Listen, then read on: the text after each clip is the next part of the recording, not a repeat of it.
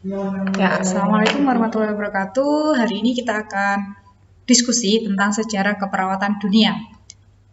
Nah, di sini kalian jangan beranggapan ya, kenapa kok harus belajar sejarah? Ada sejarah Indonesia, ada sejarah keperawatan dunia. Nah, ini biar kalian tahu, perawat itu ada sejarahnya. Jadi sudah ada sejak zaman dahulu kala.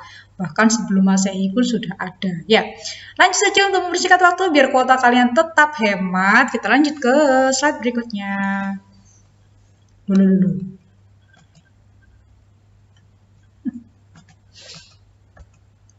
Nah, ya, perkembangan keperawatan dunia yang pertama akan kita bahas pada zaman purbakala. Jadi, pada zaman sebelum Masehi itu sudah ada yang namanya keperawatan, cuma namanya itu bukan perawat ya.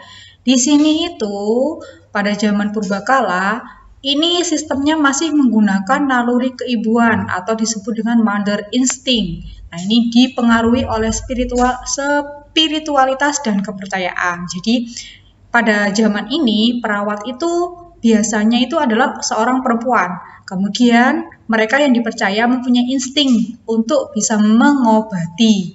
Tuh, jadi percaya, oh orang ini bisa, atau mungkin oh orang ini keturunan dewa dan lain-lain. Nah, ini tiap daerah itu beda-beda. Yang pertama akan kita bahas tentang daerah atau negara Mesir. Nih, penyakit itu disebabkan atau disebarkan atau diciptakan oleh dewa Isis. Nah, ini dewa Isis adalah pencipta wabah dan penyakit. Oleh karena itu, kuil dijadikan rumah sakit. Jadi pada zaman dahulu itu kuil dijadikan rumah sakit. Bukan hanya untuk tempat berdoa, tapi juga dijadikan tempat merawat orang-orang sakit. Kemudian di sini perawatnya disebut dengan tabib. Nah, mungkin kalian kalau masih sering melihat film-film Korea kerajaan itu ada tabib-tabib seperti itu. Itu adalah sebutan perawat pada zaman purbakala. Kemudian tabib menggunakan spalek. Nah, spalek itu kalau kita sekarang juga namanya masih tetap spalek ya. Apa namanya? Bidai. Nah, seperti itu. Dan alat balut dalam pengobatan. Jadi pada saat pengobatan penyakit mereka menggunakan spalek dan alat balut. Kemudian mereka juga ahli dalam obat-obatan. Obat-obatan zaman dulu itu bagaimana? Obat-obatannya itu masih berupa tumbuh-tumbuhan. Tumbuh-tumbuhan yang diyakini bisa mengobati berbagai macam penyakit. Diramu kemudian ditumbuk biasanya gitu. Kemudian ditempelkan di daerah yang sakit. Makanya kalau misalnya melihat film Korea atau mungkin film daerah luar pada zaman kerajaan atau ya rata-rata itu film yang kerajaan-kerajaan gitu ada ya. Mungkin kalian kalau misalnya pengen tahu caranya gimana bisa melihat Putri Huangsu, kalau nggak salah itu filmnya. Kemudian ada juga itu Kerasakti. Nah, Kerasakti itu juga ada pengobatannya dengan menggunakan obat-obatan yang ditumbuk kemudian ditempelkan. Kemudian kalau misalnya yang lokal gimana Bu? Kalian lihat Wiro Sableng itu masih menggunakan kayak gitu juga. Kemudian yang B adalah Babylona atau Syria. Ini negara Syria ya, sangat maju dalam dunia keperawatan pada tahun 680 sebelum Masehi. Jadi sebelum Masehi. Kan kalau misalnya ada, kalau kita sekarang kan 2020 Masehi. Nah, itu berarti sebelum 680 tahun sebelum Masehi. Sudah kalau sampai sekarang berarti sudah sekitar hampir 33.000 tahun yang lalu. Seperti itu. Mereka mampu mengatasi darah yang keluar dari hidung. Kalau kita menyebutnya sekarang mimisan. Kemudian mereka juga mampu mengobati jerawat. Jadi jerawat itu bukan hanya baru-baru ini. Dan ingat, jerawat itu bukan disebabkan karena kalian galau saja ya, tapi jerawat itu merupakan salah satu tanda infeksi. Karena mungkin kalian habis pakai bedak, jalan-jalan, kemudian kalian lupa tidak membersihkan, akhirnya banyak bakteri dan kuman yang menempel di bedak. Akhirnya masuk ke dalam pori-pori dan terjadilah infeksi. Timbullah jerawat. Ini pada tahun 680 sebelum Masehi mereka sudah bisa mengatasi itu. Jadi skincare kalian itu pelajarannya sudah lama ya, 3000 tahun yang lalu. Baru ditemukan skincare yang bisa mengatasi jerawat, kemudian cara penanganan mengatasi darah yang keluar dari hidung atau mimisan, kita biasanya menyebutnya epistaksis. Nah, nama medisnya epistaksis. Kemudian mereka percaya kepada dewa bahwa perawatan dan pengobatan berdasarkan kepercayaan tersebut. Jadi mereka itu percaya kalau misalnya penyakit itu pasti ada obatnya, dan yang mengobati itu adalah dewa, seperti itu. Ya, kita lanjutkan ke slide berikutnya. Nah, yang ketiga adalah Tiongkok. Negara Tiongkok ya sudah maju sejak 1000 tahun sebelum Masehi. Mereka sudah mampu mengenal penyakit sifilis dan gonore. Sekarang kalau sifilis dan gonore itu masih tetap namanya masih tetap sifilis dan gonore ya. Jadi sifilis itu ya, kita lanjutkan untuk penyakit sifilis dan gonore. Sifilis itu adalah jengger ayam, biasanya sebutannya seperti itu. Jadi ada gelambir-gelambir atau kulit yang menggelambir warnanya merah di daerah genitalia. Kemudian kalau gonore itu adalah kencing nanah, bisa dialami oleh laki-laki maupun perempuan. Ini merupakan salah satu penyakit menular seksual. Jadi biasanya disebabkan karena seks bebas seperti itu. Kemudian perawat pada zaman dulu itu disebut dengan tabib. Selain itu juga berkembang ilmu urut dan psikoterapi. Jadi pijat-memijat itu sudah berkembang pada zaman 1000 tahun sebelum Masehi. Nih ya, kemudian psikoterapi ini adalah hubungannya dengan terapi psikologis. Tabib yang terkenal adalah Seng Lung atau disebut dengan bapak pengobatan. Keahliannya memahami berbagai penyakit dalam serta meramu obat-obatan. Kemudian metodenya yang digunakan adalah lihat, dengar, tanya, dan rasa. Jadi ini sampai sekarang masih masih digunakan. Look, listen, and feel. Kemudian ada tanyanya ini. Biasanya kita sebut dengan anamnese seperti itu. Kemudian Chang Fung Ching. Mungkin bacanya gitu ya. Pokoknya itulah. Kemudian tabib termasyhur sekitar tahun 200 sebelum Masehi. Karena mampu mengerjakan lavement memakai bambu. Jadi ini memasukkan cairan ke dalam tubuh manusia melalui anus. Ini biasanya kalau sekarang sebutannya itu huknah atau urus-urus. Biasanya dilakukan pada pasien yang akan melaksanakan terapi medis yang berhubungan dengan sistem pencernaan atau mungkin mau operasi daerah sistem pencernaannya harus dilakukan lavement terlebih dahulu biar tidak ada feses yang tertinggal. Kemudian yang keempat adalah perkembangan keperawatan dunia di negara Yunani. Ini tergolong sangat maju dan menjadi dasar peradaban masyarakat Eropa. Mereka memuja banyak dewa atau disebut dengan politeisme. Dewa yang terkenal sebagai dewa pengobatan adalah Asklepios, sedangkan putri dari dewa Asklepios ini bernama Hygiene yang disebut sebagai dewi kesehatan. Nah, Hygiene ini sampai sekarang masih digunakan untuk nama medis dari tindakan yaitu personal hygiene yang artinya adalah kebersihan diri. Nah, kemudian tokoh yang terkenal adalah Hippocrates atau disebut dengan bapak pengobatan. Kemudian ada Plato, seorang filsuf yang menyatakan otak sebagai pusat kesadaran. Kemudian ada Aristoteles, filsuf, ahli jiwa, serta ilmu hayat. Ini Aristoteles bukan hanya di kesehatan saja, tapi juga ada di ilmu sosiologi dan sejarah kalau nggak salah. Kemudian, kalau pernyataannya Plato ini sampai sekarang juga masih dijadikan dasar terapi medis atau terapi keperawatan itu. Otak sebagai pusat kesadaran. Karena kalau misalnya tanpa otak, otomatis tubuh kita tidak bisa menjalankan aktivitas seperti sekarang, karena ini adalah pusat kesadaran seluruh organ yang ada di dalam tubuh manusia. Kemudian perkembangan keperawatan dunia di Roma. Ini adanya rumah sakit kuno, Valentrum Dinal kalau nggak salah, Valentrum Dinal Roma. Mereka sudah mengenal alat keperawatan pada zaman purbakala itu, kemudian ada alat bedah dan peralatan huknah serta pot-pot tempat salep. Jadi huknah itu tadi seperti lavement tadi, jadi nggak menggunakan bambu lagi, tapi dia pakai alat-alat medis yang lainnya. Kemudian ada pot-pot tempat salep. Jadi zaman dulu itu ada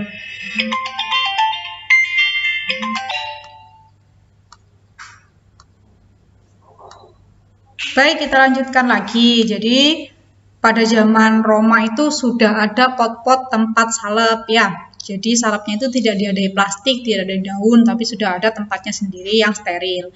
Kemudian pemimpin yang memperhatikan masalah kesehatan dan keperawatan adalah Julius Caesar. Ini memimpin pada tahun 101 sampai dengan 44 sebelum Masehi. Kemudian salah satunya menganjurkan kebersihan. Nah ini salah satu dasar kesehatan sampai sekarang pun juga masih tetap kebersihan sebagai dasarnya. Kemudian dunia keperawatan semakin maju ditandai dengan munculnya diakones dan filantrop serta kelompok wanita tua dan janda yang bertugas membantu pendeta dalam melakukan perawatan. Jadi diakones dan filantrop ini adalah merupakan cara untuk mengenal penyakit-penyakit seperti itu. Namanya diakones dan filantrop pada zaman dahulu. Sekarang kita mengenalnya dengan diagnosa seperti itu. Nah, kemudian perkembangan keperawatan dunia pada zaman Masehi ini perkembangan keperawatan bersamaan dengan berkembangnya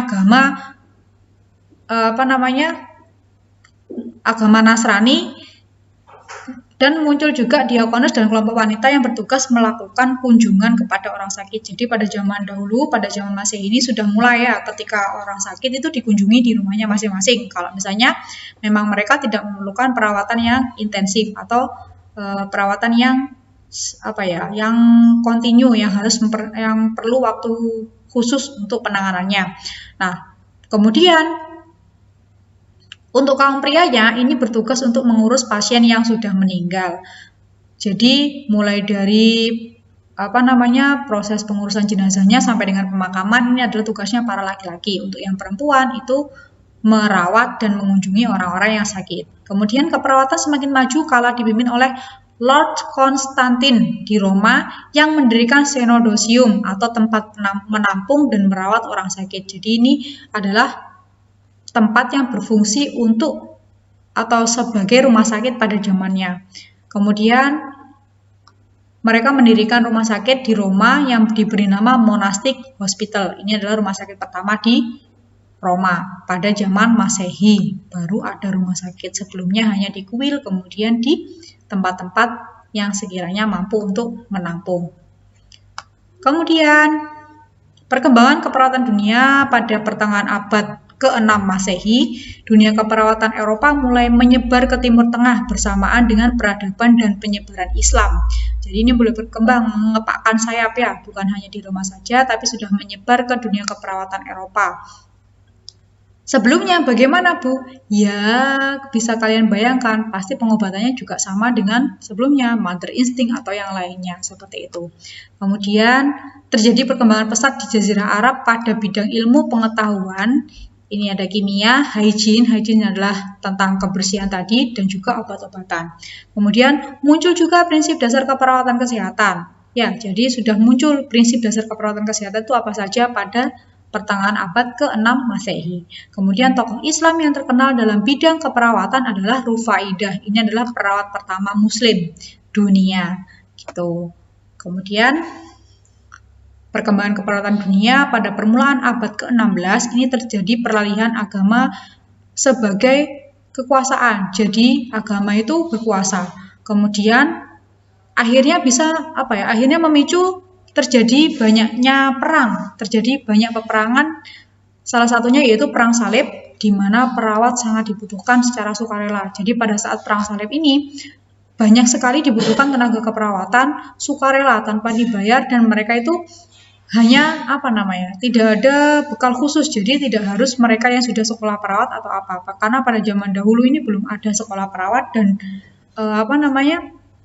skill perawat atau kemampuan perawat yang seperti apa yang khusus itu belum ada. Jadi mereka sukarela yang mau dan mampu untuk merawat seperti itu. Kemudian pengaruhnya dalam dunia keperawatan adalah pada saat setelah perang itu muncul konsep P3K atau pertolongan pertama pada kecelakaan.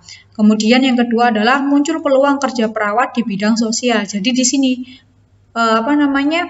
tenaga keperawatan mulai diakui. Jadi dibutuhkan sebagai tenaga atau peluang kerja di bidang sosial, yaitu merawat orang yang sakit.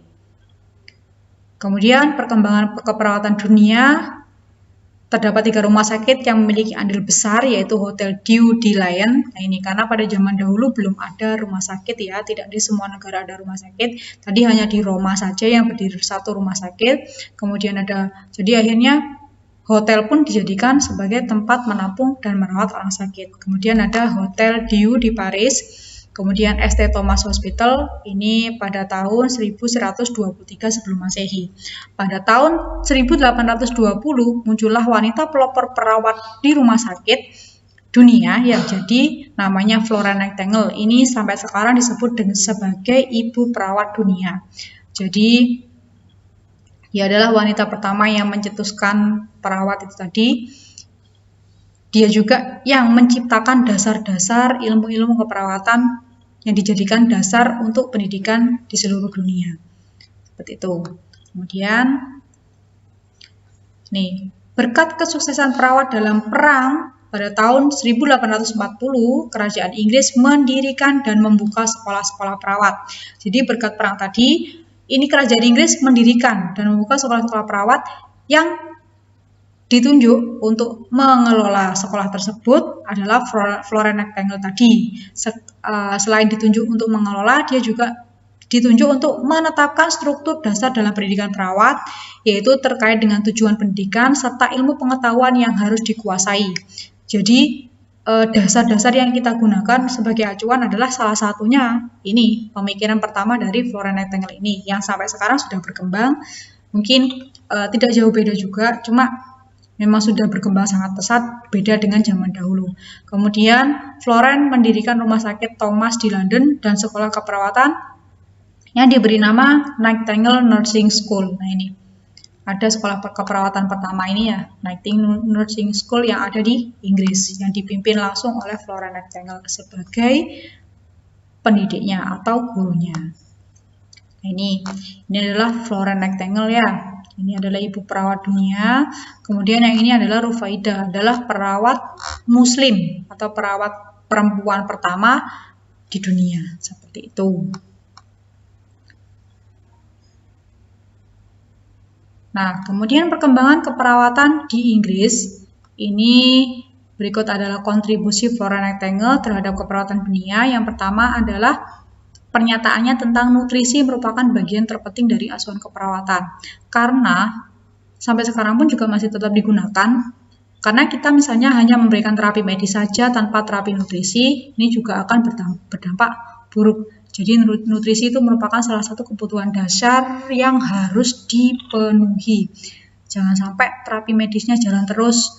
Kalau orangnya koma, bagaimana kita upayakan? Bagaimana tetap ada nutrisi yang harus masuk. Biasanya kalau orang koma, kita akan memasang yang namanya NGT atau nasogastric tube. Itu kita berikan makanan melalui selang. Jadi makanannya berupa makanan cair. Jadi tetap nutrisi harus tetap masuk ke dalam tubuh selama proses asuhan keperawatan. Kemudian okupasi dan rekreasi. Okupasi itu sama dengan refreshing kalau kita menyebutnya seperti itu. Jadi entah itu hanya keluar ruangan, mencari udara segar, atau mungkin bisa berjalan-jalan di daerah yang tenang, kemudian menyenangkan. Itu termasuk terapi bagi orang sakit. Rumah sakit sekarang sudah didesain modern ya, jadi rata-rata rumah sakit itu punya taman. Jadi orang sakit itu kalau misalnya dia mampu untuk didorong atau misalnya dia mampu untuk berjalan jarak-jarak dekat, tidak terlalu jauh, kita bisa membawa orang yang sakit tersebut ke depan atau ke halaman rumah sakit. Tujuannya untuk okupasi dan rekreasi ini, karena psikologi yang tenang, suasana hati yang tenang bisa mempercepat penyembuhan, seperti itu. Kemudian Florence juga menetapkan ini manajemen rumah sakit. Jadi rumah sakit itu enggak asal-asal, ada manajemennya ya. Jadi struktur organisasi, kemudian proses pelaksanaan perawatannya bagaimana, ini merupakan lingkup dari manajemen rumah sakit. Kemudian mengembangkan pendidikan keperawatan. Nah, ini salah satunya dengan menyusun struktur atau target-target yang harus dipenuhi untuk menciptakan perawat profesional. Kemudian perawatan berdiri sendiri, berbeda dengan profesi kedokteran, kemudian gizi, apoteker, dan lain-lain, itu sumber informasinya berasal dari perawat. Kita menguasai ilmu-ilmu mereka, walaupun tidak sampai sedetail yang mereka pelajari, tapi kita tahu teknik-tekniknya bagaimana. Jadi perawat itu holistik atau menyeluruh. Kemudian pendidikan berlanjut bagi perawat. Jadi perawat itu tidak hanya stuck di SMK saja, misalnya saya sudah SMK keperawatan, bisa merawat, bisa, tapi ilmu kalian harus juga tetap dikembangkan. Nanti dari SMK keperawatan, lanjut ke sarjana keperawatan, lanjut lagi ke spesialis keperawatan. Kalau bisa sampai S3 juga, biar ilmunya lebih matang lagi. Kemudian menulis ilmu tentang keperawatan. Nih, jadi ilmu tentang keperawatan juga ditulis oleh Flora Nightingale ini. Bukunya ada, yaitu bukunya kalau nggak salah judulnya juga tentang Flora Nightingale. Salah satunya dituangkan tulisannya itu dalam buku ini, Fundamental Keperawatan. Jadi di situ ada pemikiran-pemikiran Flora Nightingale juga. Memang bukan murni Flora Nightingale saja, tapi ada juga beberapa tokoh keperawatan dunia lain yang juga dimasukkan dalam buku tersebut. Kemudian Flora juga mengadakan latihan P3K dan palang merah untuk prajurit, karena ini sangat perlu juga. Tidak mungkin ya, kalau misalnya sekarang juga ada. Jadi kalau sekarang itu ini prajurit ada yang khusus untuk tenaga kesehatan. Jadi waktu perang itu tentara-tentara juga ada. Tentara-tentara itu ada yang dokter, ada yang perawat, seperti itu. Jadi fungsinya pada saat perang mereka berperan sebagai tim penolong atau P3K ini dan juga palang merahnya. Bahkan mereka siap juga melakukan operasi di medan perang tadi, karena mereka sudah terlatih. Banyak kok tentara-tentara sekarang yang sudah menjadi dokter maupun perawat-perawat. Kemudian membuat buku catatan dasar-dasar keperawatan bagi pendidikan, memperbaiki praktik keperawatan di berbagai rumah sakit di Inggris, kemudian menyelenggarakan kegiatan yang berhubungan dengan kesehatan masyarakat dan perawat kesehatan masyarakat. Jadi mulai berkembang ya, kesehatan masyarakat, kemudian perawat kesehatan masyarakat ini berbeda dengan perawat yang ada di rumah sakit. Kalau misalnya di rumah sakit biasanya fokusnya pada terapi medisnya.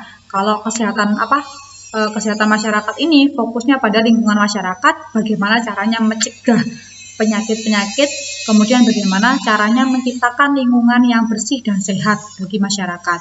Kemudian yang ke-12 adalah mendirikan Himpunan Perawat Nasional di Inggris yang diberi nama British Nurse Association pada tahun 1987. Ini merupakan perkumpulan perawat pertama di dunia. Jadi kalau misalnya di Indonesia itu ada namanya PPNI, Persatuan Perawat Nasional Indonesia. Kalau British Nurse Association ini adalah perkumpulan perawat pertama di dunia. Jadi yang pertama dibentuk oleh Flora Nightingale. Kemudian yang ke-13 ini Flora Nightingale juga mendirikan himpunan perawat-perawat kepala di seluruh Inggris yang disebut Matron Council of Nursing pada tahun 1894. Matron Council semakin maju dan kuat, lalu pemerintah Inggris menetapkan sebagai profesional berdasarkan Undang-Undang tahun 1919. Jadi ini yang lebih berkembang daripada yang British Nurse Association ini ya.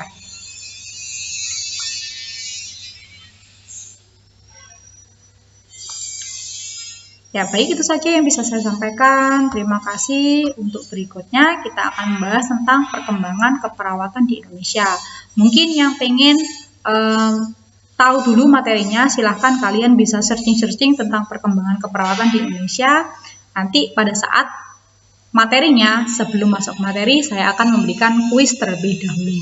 Terima kasih. Jika ada yang kurang paham, bisa langsung WA pribadi ke saya atau mungkin boleh klik di kolom komentar. Terima kasih. Semangat dan tetap sehat selalu. Wassalamualaikum warahmatullahi wabarakatuh.